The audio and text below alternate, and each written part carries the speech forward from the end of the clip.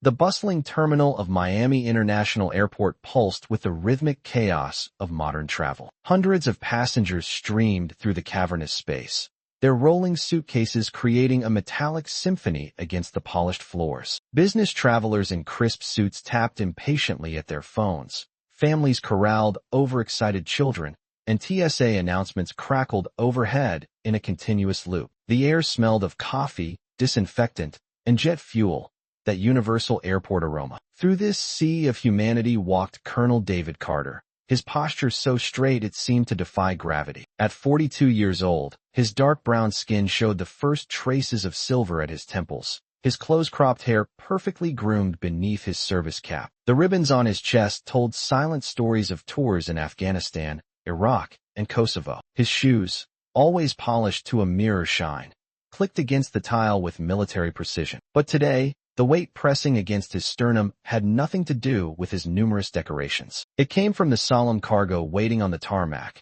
a flag-draped transfer case containing the remains of Private First Class Jason Reynolds, 21 years old, killed during a training exercise at Fort Bragg. A hometown boy from Tallahassee who'd never get to see his baby sister graduate high school. Carter adjusted his hat unconsciously as he approached the airline counter, the motion as familiar as breathing after 23 years of service. He placed his military orders and ID on the polished surface with deliberate care. The documents clearly stated his mission: escort of remains, CONUS, authorization code Delta 9. The ticket agent, a woman in her late 20s with a name tag reading Melissa, barely glanced up from her monitor at first. Her fingers danced across the keyboard with practiced ease until something on her screen made them hesitate. Carter saw the exact moment she processed his information, the slight widening of her blue eyes, the unconscious parting of her lips. Her gaze flicked to his face, then to the black sergeant first class standing silently behind him,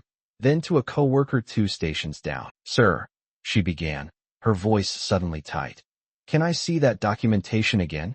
Carter remained motionless as she examined the papers more carefully this time. He'd been through this song and dance before, though never under these particular circumstances. The agent's name tag reflected the harsh fluorescent lights as she turned to whisper something to her colleague. The other agent, a middle-aged man with thinning hair, frowned and leaned in to examine Carter's orders. The colonel could feel the line behind him growing restless. A toddler whined. Someone's boarding pass printer word to life. The scent of Cinnabon drifted from a nearby food court, strangely incongruous with the tension thickening around the counter. After what felt like an eternity, but was likely only 90 seconds, the agent turned back with a smile that didn't reach her eyes. "I'm sorry, sir, but there seems to be an issue with your ticket. We can't allow you to board at this time." Behind Carter, Sergeant Williams inhaled sharply but maintained his parade rest position. Carter himself didn't react outwardly, though his pulse kicked up a notch. "I'm escorting the remains of a fallen soldier,"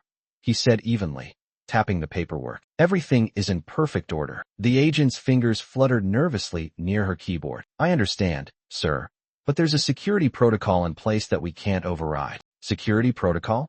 Carter repeated, his deep voice carefully neutral. He'd negotiated with tribal leaders in Kandahar and stared down Russian officers in Kosovo. This petty bureaucracy shouldn't have rattled him, but the disrespect to his fallen charge made his jaw tighten. "Yes, sir," she said, forcing another weak smile. "It's just policy." The word hung in the air between them. Policy. That magical term people used when they didn't want to explain their decisions. Carter had heard it in dozens of contexts across 3 continents.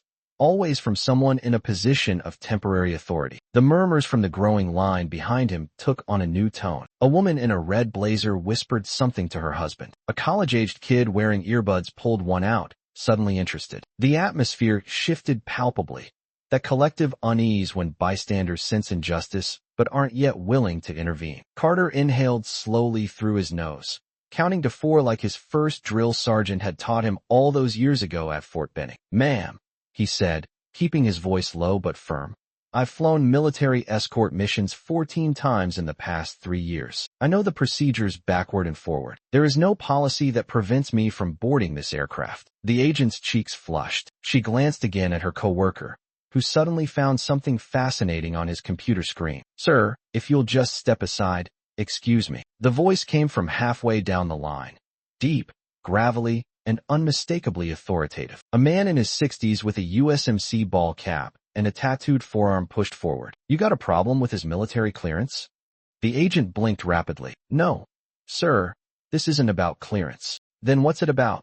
The Marine interrupted, folding his arms. His biceps strained against the sleeves of his tight t-shirt, revealing more faded ink, a globe and anchor barely visible beneath his tan. "Because I've flown on orders more times than I can count, and I've never seen policy stop a soldier from bringing his brother home." A murmur of agreement rippled through the crowd. Phones emerged from pockets. Carter saw the telltale glow of recording screens reflected in the agent's suddenly panicked eyes. The situation escalated with startling speed. A college student started live tweeting. An older woman called her son a JAG officer. The Marine stood his ground, his posture mirroring Carter's own military bearing. By the time the airline supervisor arrived, a harried-looking man in a too-tight suit, the terminal had transformed into something resembling a courtroom, with Carter as the unwitting plaintiff and 100 strangers as his jury. What happened next would play out across social media for weeks. The airline's stumbling apologies, the Pentagon's swift intervention, the private military jet that arrived to carry PFC Reynolds home with the dignity he deserved. But in that moment,